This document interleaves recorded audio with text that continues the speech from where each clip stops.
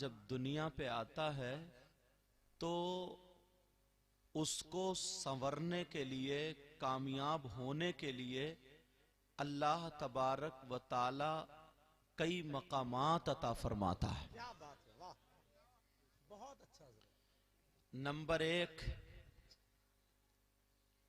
सबको अल्लाह ने पैदा किया। बोलो किसने पैदा किया? अल्लाह ने। लेकिन पूछो ये किसके बेटे हैं? फलां साहब के। किसने पैदा किया? फलां साहब ने। पैदा अल्लाह ने किया मगर माँ बाप को वसीला बनाया। एक तो है माँ बाप।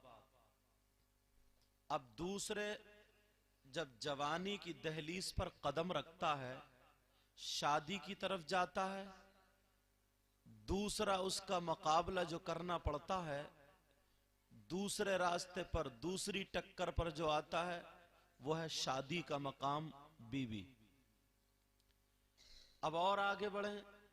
तीसरा, अगर इंसान को कोई बीमारी लग जाए, कोई मर्ज लग जाए, कोई ऐसी मुसीबत में फंस जाए जो किसी से हल ना होती हो, डॉक्टर घुटने टेक जाएं, हकीम फेल हो जाएं, कोई दवा काम ना कर रही हो, तो अल्लाह ने अपने दोस्त, नेक बंदे, वली अता फरमाए हमको कि जब तक दुनिया पे रहें तब भी काम तुम्हारा बनेगा, इनके पास जाओ, और जब दुनिया से चले जाएं इनका मजार बन जाता है, इनके मजार पे जाओ तब भी तुम्हारा काम बनेगा। ये मकामात। एक और मकाम है, वो आता है कि कभी कभी सबसे बड़ा दुश्मन शैतान है, हर मोड़ पे वो तो परेशान करेगा। उससे बचने के लिए तुम्हें किसी एक रहबर की जरूरत है, उसका नाम है पीर। किसी अच्छे पीर को तलाशो, किसी पीर को तलाशो, उसके हाथ पे बैत कर लो। बा यबीउ, इसके मानाते हैं बिकना। क्या बात, बिक जाना। ये इतनी चीजें मैंने ली हैं और इन्हीं पर आज मेरी गुफ्तगू होगी। बहुत अच्छा हजरत। बोलने की कोशिश करूंगा, आप मेरा साथ देना, एक एक बात को इंशाअल्लाह क्लियर करके चलेंगे इंशाअल्लाह। सुभान अल्लाह, माशाअल्लाह। अब कलमा शरीफ पढ़ें, फिर मैं शुरू होता हूं। कलमा शरीफ पढ़िए। ला इलाहा इल्लल्लाह मुहम्मदुर रसूलुल्लाह सल्लल्लाहु तआला अलैहि वसल्लम। दुरूद शरीफ पढ़ें। अल्लाहुम्मा सल्लि अला सय्यिदिना मौलाना मोहम्मद व मौलाना मुहम्मद व अला आलि सय्यिदिना व मौलाना मुहम्मद व बारिक व सल्लिम सलातन व सलामन अलैका या रसूल अल्लाह।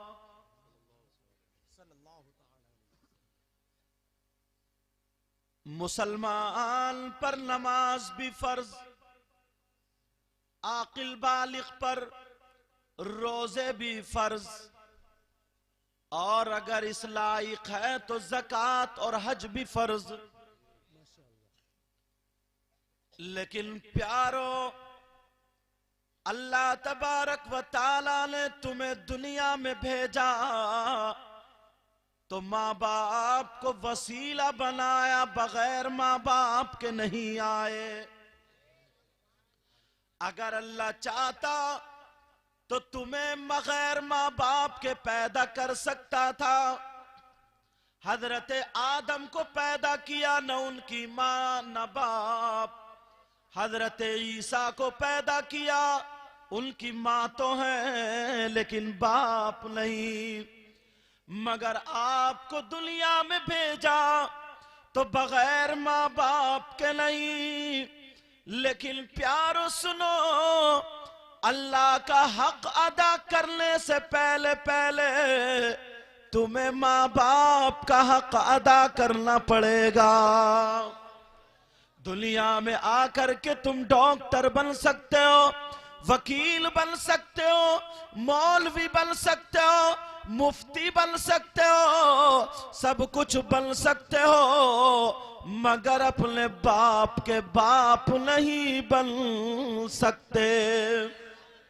और थोड़ा आगे बढ़ो, नमाज पढ़ने वालों सुनो, हज करने वालों सुनो, ज़कात देने वालों सुनो, जलसा करने वालों सुनो, नारे लगाने वालों सुनो, हम सब इकट्ठे नबी का कलमा पढ़ने वालों सुनो। अगर जो माँ बाप का हक अदा ना करे, मतलब ये अगर जो माँ बाप को नाराज कर दे, माँ बाप का कहना ना माने, माँ बाप को सताए, तो वो नमाजें पढ़े, उसकी नमाजें काबिल कबूल नहीं, रोजे काबिल कबूल नहीं, ज़कात हज कबूल नहीं, जलसा कबूल नहीं, 11वीं 12वीं कबूल नहीं, हज कबूल नहीं, नारा कबूल नहीं, ना तकरीर कबूल नहीं। अगर माँ बाप नाराज है तो जिस नबी का कलमा पढ़ते हो वही नबी कहते हैं उस बंदे की कोई इबादत काबिल कबूल नहीं। बेशक बेशक, बहुत अच्छा हजरत, सुभान। मगर ईमानदारी से बताओ, ईमानदारी से बताओ, जरा सोच के बताओ, आज हम लोग हैं, नमाज भी पढ़ रहे हैं, सब कुछ कर रहे हैं, मगर माँ घर में तड़प रही है, बाप घर में तड़प रहा। मैं आया, मुझे 5000 दे दिए, 10-10 के नोटों का ढेर लगा दिया। मगर ईमानदारी से बताओ, तुमने कभी 10 रुपए के 2 अंडे लाके उबाल के माँ की बारगाह में पेश किए? बड़ा मुश्किल से लोग मिलेंगे ऐसे। कभी बाप की बारगाह में पेश किए? मैं ये नहीं कहता हूं किसी शायर को, किसी आलिम को मत दो, मगर पहला हक क्या है उसको भी देखो। और सुनो, अगर पता चल जाए ना कि कोई पीर आया है, चाहे वो गुंडा ही क्यों ना हो, 2-4 उसके पीछे भी लग जाएंगे, मियां साहब मियां साहब में।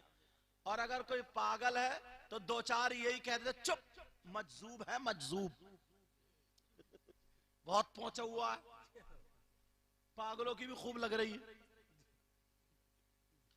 अरे चक्कर में भागे फिरते हो कि साहब मैं आया, मुझसे दुआएं करा लूं, इससे दुआ, तुम्हारी बात सच्ची है, दुआएं कराओ, लेकिन दावे से कह रहा हूं, उलमा बैठे हैं, अगर मेरी बात गलत साबित हो जाए तो पकड़ के चौराहे पर बुला के मेरी गर्दन मार देना, वरना पूरी दुनिया के मौलवियों को चैलेंज कर दो, अगर गलत साबित हो जाए मुझे बुला लेना, गर्दन मार देना, और अगर सही हो तो तुम्हें मानना पड़ेगा। क्या मानना पड़ेगी? बात सुनो, तुम्हारे माँ बाप एक तरफ है और लाखों पीर एक तरफ है, पूरे हिंदुस्तान के पीरों को इकट्ठा कर लो, और करने के बाद अगर तुम्हारे माँ बाप नाराज हो, माँ बाप को तकलीफ देता हो, ये पूरे हिंदुस्तान के पीर सुबह से शाम तक दुआएं करते करते थक जाए, अगर माँ बाप नाराज है तो किसी की दुआ काबिल कबूल नहीं। असली बात तुम तक पहुंचाई क्यों नहीं जाती? मेरी बात ये समझ में नहीं आती। अगर मैं पीर बन जाऊं तो बस इतना ही है, मेरे हाथ चूमते रहो, मेरे ही पांव चूम दो, असली बात नहीं पहुंचाएंगे। ये नहीं कहेगा बेटा मेरे हाथ चूम रहा, तू अपनी माँ के हाथ चूम के आया, बाप के हाथ चूम के आया। वाह वाह, बहुत अच्छा।